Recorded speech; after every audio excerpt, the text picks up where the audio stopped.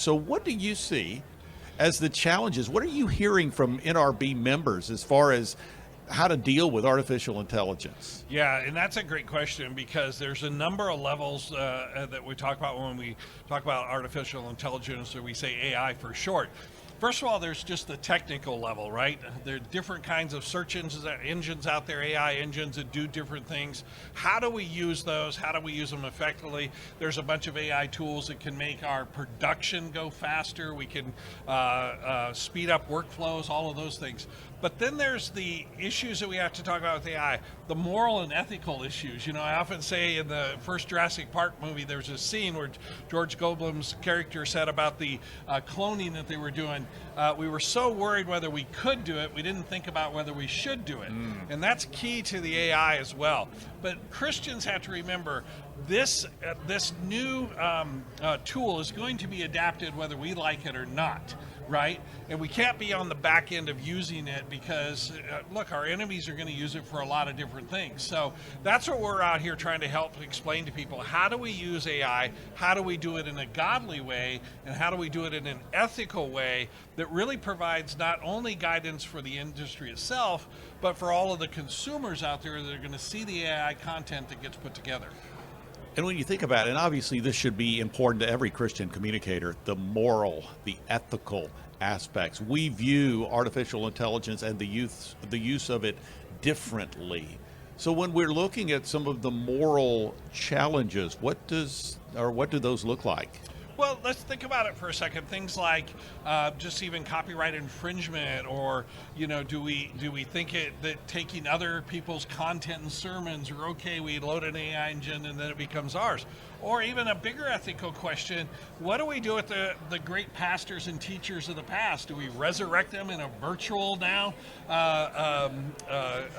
environment and bring them to life? So there's a lot of those things to think about. And how do we look at blending? AI can do so much that's good, but it's not human. It doesn't have that other level of intelligence behind it.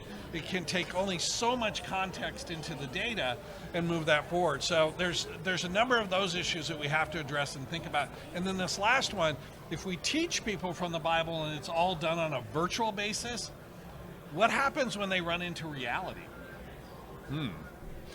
And you think about the credibility of AI material.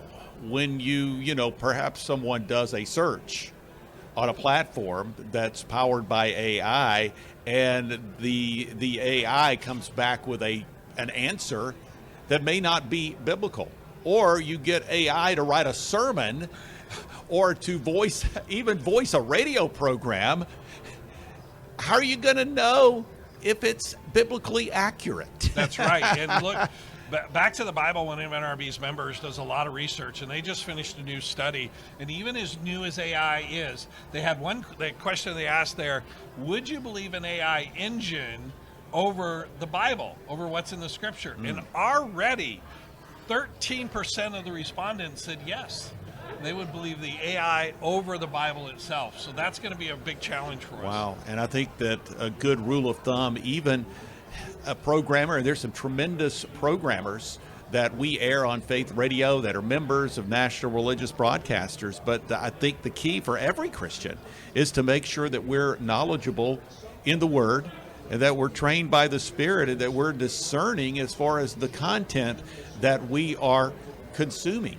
Because even mere mortals, even empowered by the Spirit, but there can be questions that you have. And so I think it's important that we each have our own walk with God, especially when there's so much information that's out there. That's right. And we can't let AI depend on AI to be our pastor or to be our teacher out there. We have to take it upon ourselves. One of the biggest issues we're taking on at this conference is Bible literacy, Bible knowledge.